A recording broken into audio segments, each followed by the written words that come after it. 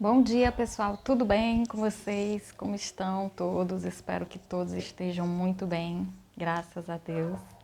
E hoje mais uma parábola que todos conhecem, ainda que seja só pelo nome, né? A parábola do filho pródigo. Essa parábola está em Lucas, capítulo 15, versículos de 11 a 32.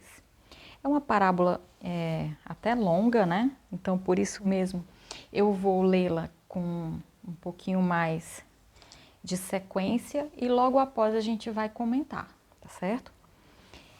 Vamos lá.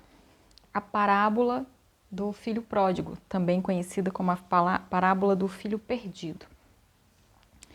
E Jesus continuou. Um homem tinha 2 filhos. O mais novo reivindicou do seu pai: Pai, dá-me a parte da herança a que tenho direito. E, consentindo, o pai repartiu sua propriedade entre eles. Não se passou muito tempo e o filho mais novo reuniu tudo o que tinha, partindo para terras distantes. E lá esbanjou todos os seus bens, vivendo de forma irresponsável. Coincidentemente, após haver gastado tudo o que possuía, abateu-se sobre toda aquela região uma grande fome e ele começou a passar muita necessidade. Por esse motivo, foi empregar-se com um dos cidadãos daquela região, que o mandou para o campo a fim de cuidar dos porcos. Ali chegou a ter vontade de encher o estômago com as vagens de alfarrobeira com as quais os porcos eram alimentados. No entanto, ninguém lhe dava absolutamente nada. Foi quando, caindo em si, falou consigo mesmo. Quantos empregados de meu pai têm comida com fartura, e eu aqui morrendo de fome? Levantar-me-ei, tomarei o caminho de volta para meu pai, e ao chegar lhe confessarei: Pai, pequei contra ti, contra o céu. Não sou mais digno de ser chamado teu filho. Trata-me como um dos teus trabalhadores. E logo em seguida levantou-se e saiu na direção do pai. Vinha caminhando ele ainda distante quando seu pai o viu e, pleno de compaixão, correu ao encontro do seu filho e muito o abraçou e beijou. Então o filho lhe declarou: Pai, pequei contra o céu e contra ti. Não sou mais digno de ser chamado teu filho. Entretanto, o pai ordenou aos servos: Trazei depressa a melhor roupa, vestiu-o com distinção, pondo-lhe o anel de autoridade e as sandálias de filho. Também trazei o novilho gordo e o preparai. Comamos, façamos uma grande festa e regozijemo-nos, porquanto este meu filho estava morto e voltou à vida. Estava perdido e foi encontrado. E começaram a celebrar o seu regresso. Entre mentes, o filho mais velho estava no campo. Quando foi se aproximando da casa do pai, ouviu o som da música e das danças. Então chamou um dos servos e indagou-lhe sobre o que estava acontecendo. Este informou: Teu irmão regressou, e teu pai mandou matar o novilho gordo porque o recebeu de volta, são e salvo. Mas o filho mais velho encheu-se de ira e negou-se a entrar.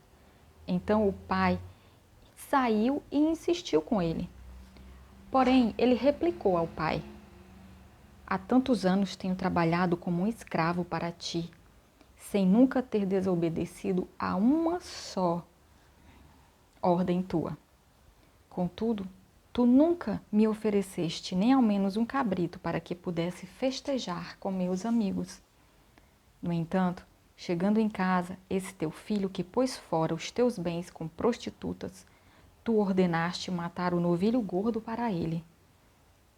Então lhe arrazoou o pai: Meu filho, tu sempre estás comigo, tudo o que possuo é igualmente teu. Porém, nós tínhamos que celebrar muito a volta deste teu irmão e regozijarmos-nos, porque ele estava morto e reviveu. Estava sem esperança e foi salvo. Nossa, bem longa, né? Primeira coisa que a gente tem que compreender, né, no início já, o que seria uma pessoa pródiga.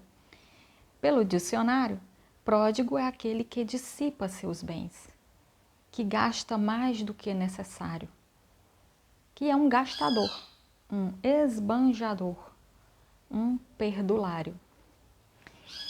Mas, na visão de Deus, esse pródigo era uma pessoa sem maturidade, sem condições de arcar com responsabilidades. Uma pessoa sem, vamos dizer, maturidade mesmo, certo? E como ele era o mais novo, também inexperiente. Lembrando, gente, que herança não é para ser dividida em vida. A herança, pela lei, ela só é dividida após a morte. Isso aqui, ou em qualquer lugar do mundo, pelo menos o meu conhecimento, é assim que acontece. Então, o pai ficou muito triste quando o filho veio lhe fazer esse pedido, para dividir a herança e dar a parte dele, certo? Então, aí nós já temos a diferença. O mais velho, né, que tinha mais experiência e tudo, jamais faria isso. Porém, o que ele tinha em mente, né, o mais velho, era que ele estava fazendo tudo certo, que estava fazendo de acordo com a vontade do pai, estava obedecendo. E por isso que a gente tem uma grande diferença entre esses dois irmãos. Um estava pensando que estava fazendo tudo certo e o outro não estava nem aí. Pegou a herança e saiu para gastar. Então vamos começar a nos debruçar aqui em detalhar isso, certo? O que a gente pode entender dessa parábola, que é muito importante, certo? Primeiro de tudo, saber, né, que essa herança não era para ser dividida em vida, certo? Quando ele pediu e o pai consentiu, né, ele imaginava ao menos que o filho ia ficar próximo dele, mas nem isso. Nós devemos ficar próximos aos nossos, no seio familiar, essa intimidade. Aqui a gente já fazendo uma analogia com a intimidade que nós temos que ter com Deus, ela é necessária, porque essa intimidade ela vai trazer cada vez mais o amor para dentro de nós, que é isso que Deus passa, né?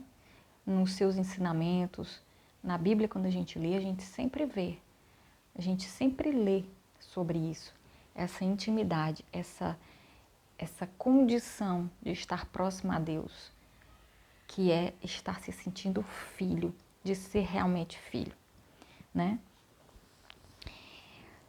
Continuando. Outra coisa, riqueza. As riquezas que esse filho levou e gastou são riquezas materiais. Elas não são necessariamente algo que devemos dar valor, né? É claro que a gente precisa das riquezas materiais para viver, para sobreviver. Porém, levando em consideração que as riquezas terrenas, elas vão ficar aqui, certo? Nós não devemos dar esse valor assoberbado a elas, certo? Porque o dinheiro não é o dinheiro que nos faz prosperar, certo?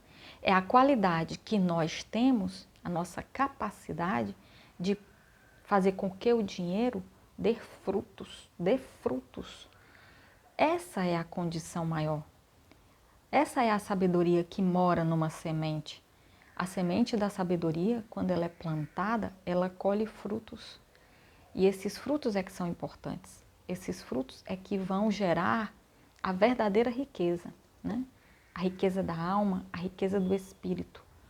Porque a riqueza que a gente traz junto ao corpo, ela fica, certo? Considerando também que nós somos cordeiros, né? Cordeiros porque somos guiados pelo pastor, Jesus. E é Ele que nos guia de forma a nos trazer próximos a Ele. Por isso que essa parábola do filho pródigo, né, do filho perdido, é tão importante. Porque Deus considerou, e o pai do filho que pediu as riquezas, também esperava todo dia por ele. É isso que Deus faz. Ele espera todo dia por nós. Todo dia Ele espera que nós estejamos ao lado dEle, acreditando nele, nos apoiando nele, certo? E o pai desse filho que gastou tudo, todos os dias esperava a sua volta. Por isso ele ficou tão feliz e disse: ele estava morto e reviveu. Ele estava perdido e foi encontrado. A felicidade foi tamanha que ele matou o novilho que estava sendo engordado, que ele mandou vestir vestes novas, anel, sandálias. Isso para ele foi o melhor. Não importa, as riquezas elas ficam. As riquezas materiais elas ficam. Mas você perder uma ovelha, você perder um filho, você perder uma pessoa próxima e achar mesmo que ela não vai ter mais salvação, isso não tem preço, né?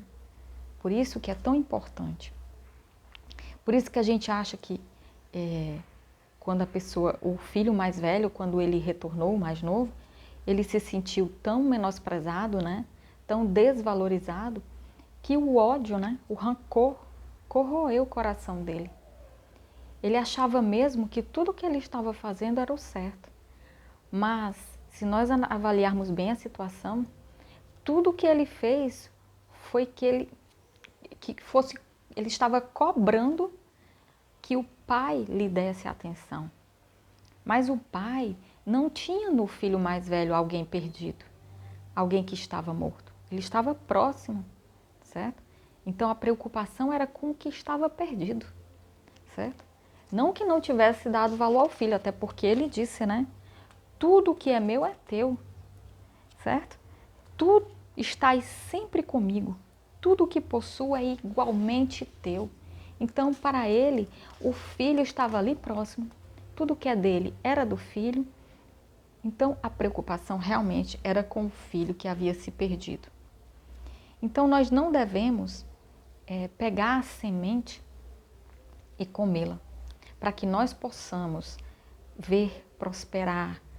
E a única coisa que se liga ao futuro é a semente, porque a gente sabe que quando ela crescer e der frutos, aí sim, ela vai estar lá no futuro. E aí nós vamos ver o quão importante é a gente fazer essa plantação, certo? Aqui, em comparação do irmão mais velho ao irmão mais novo, nós temos que o mais velho, ele se assemelha a Caim. Caim matou Abel. Por quê? Porque ele ficou tão indignado porque Deus aceitou a oferenda de Abel e não aceitou a dele. Ele ficou tão rancoroso, com tanto ódio no coração, que matou o irmão, certo? Isso não deve ser feito. Ele se tornou uma pessoa simplesmente religiosa, cumprindo somente os preceitos para que fosse bem visto por Deus. Mas Deus não quer isso. Ele quer que venha de dentro do coração, que o nosso amor, que a nossa entrega venha de dentro do coração, não só de aparências, né? Aliás, não de aparências, mas que venha de dentro do coração, que ela venha com amor, com compaixão, com fervor, e não simplesmente para cumprir tabela, né? Porque o religioso, ele não aceita quem corrige rota, quem estava errado e voltou a acertar, quem estava perdido e foi achado, quem estava morto e voltou a viver. Para ele É como se fosse uma insatisfação permanente. Mas eu estou aqui fazendo o que é certo sempre, todos os dias, cumprindo o que o Senhor me manda. Olha aí, essa cobrança, ela não deve ser feita. Se você não faz com amor, sem querer nada em troca, isso não é para o reino, não é de Deus. Isso simplesmente é religiosidade. E isso não funciona, não é isso que Deus quer, né? Porque Deus sempre nos dá a misericórdia, todos os dias. O dia amanhece, as misericórdias são renovadas. O dia amanhece e a gente pode ver o sol, junto com a chuva, junto com os animais, junto com o ar, junto com tudo. Então as misericórdias, elas são renovadas a cada dia. É importante nós lembrarmos disso, né? Não é o comportamento, né, que nos faz ficar perto de Deus. Simplesmente o comportamento, vou me comportar que nem uma santa, né? É assim que Deus quer? Não. Eu tenho que tirar de dentro do coração, da minha alma, e fazer transparecer, viver, demonstrar isso. É isso, né? Esse relacionamento íntimo com Deus, essa proximidade, essa transparência de atitudes. Não aquilo só que eu vou fazer hoje, só porque alguém está vendo, ou porque é assim que eu estou vendo que é certo. Não. Essa intimidade, esse relacionamento, ele tem que vir do coração, certo? Não fique imaginando parar a vida de alguém porque você viu que ela estava fazendo algo que você não fez ou que era para ter feito, né? Então eu estou parando a vida de alguém e acabo parando a minha. Cuide da sua vida, né? Literalmente, cuide da sua vida. Cuide do seu coração, cuide da sua saúde, tanto física como mental. Elas duas unidas são importantíssimas para que você possa prosperar. Não há prosperidade se você está só pela metade. Você tem que ser o todo, você tem que ser essa união, alma, corpo e espírito, certo?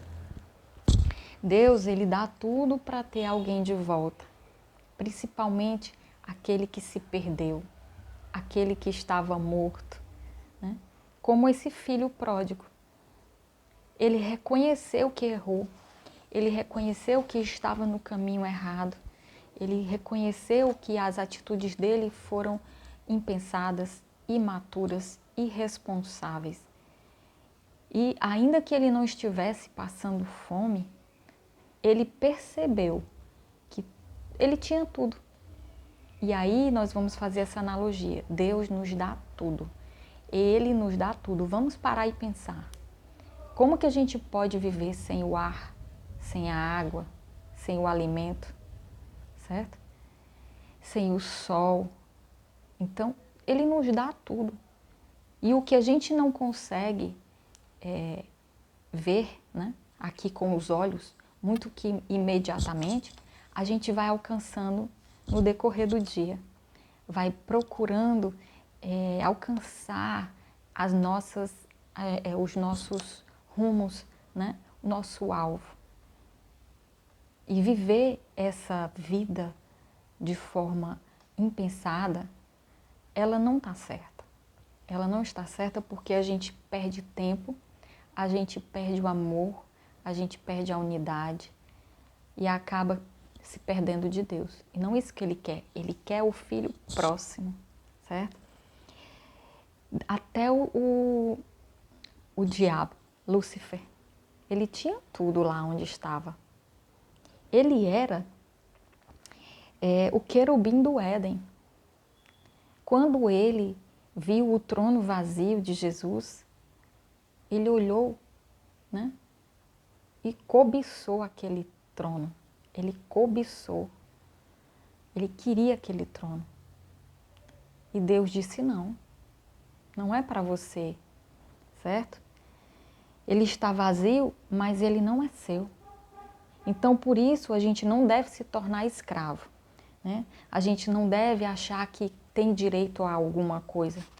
A gente tem que buscar essa completude da nossa vida, mas não querendo cobiçar o que é do outro. Diga sempre, eu sou filho amado de Deus. Eu sou filho amado de Deus.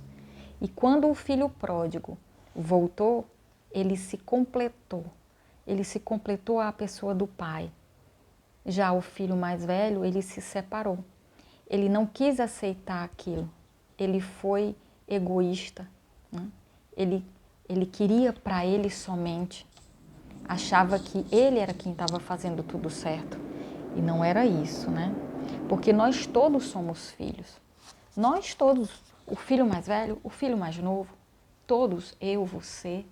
Então, não tem esse negócio de você vale mais do que eu e eu valho mais do que você. Não existe isso. Todos somos filhos de Deus, amados. E Ele nos quer próximo a Ele, certo? Essa parábola, ela fala que não é o comportamento da pessoa que alegra a Deus, e sim o seu arrependimento. Porque o comportamento pode ser fingido, né? Como eu já disse para vocês. Vamos ler aqui rapidamente Lucas capítulo 15, versículo 7. Ele diz assim: Eu vos afirmo que da mesma maneira haverá muito mais alegria no céu por um pecador que se arrepende do que por 99 justos, que não carecem de arrependimento. Então aqui a gente vê a palavra sendo fortalecida naquilo que eu acabei de dizer para vocês. Deus, Ele vê muito mais glória num arrependimento do que só num comportamento, certo? Porque todos nós somos filhos de Deus. Nós temos que acreditar nisso e viver isso, né? Meu coração, ele precisa estar no reino de Deus. Acreditar nele, buscar o reino de Deus, certo?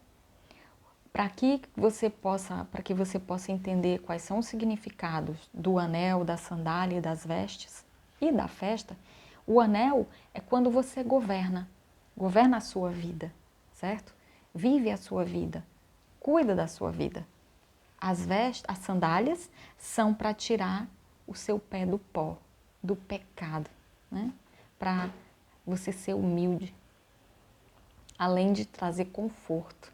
E as vestes, elas significam a salvação. E a festa é para mostrar que eu estou no reino, né? Que eu me arrependi. E aquela festa é quando Deus te recebe e diz, vem filho, fica comigo, né? Vamos fazer festa todo dia. Não é pelo que você faz, certo? Mas é pelo que você é. Deus não tem preferidos. Entenda isso. Porque Ele espera por nós todos os dias. Vamos ao encontro de Deus, certo? Essa é a parábola do filho pródigo, filho perdido, que voltou a morar, a viver junto a Deus, junto ao Pai, certo? Eu desejo a vocês um feliz dia, que vocês possam encontrar Deus, que vocês possam viver junto a Ele, certo? Um beijo, um abraço, curtam, compartilhem. Obrigada.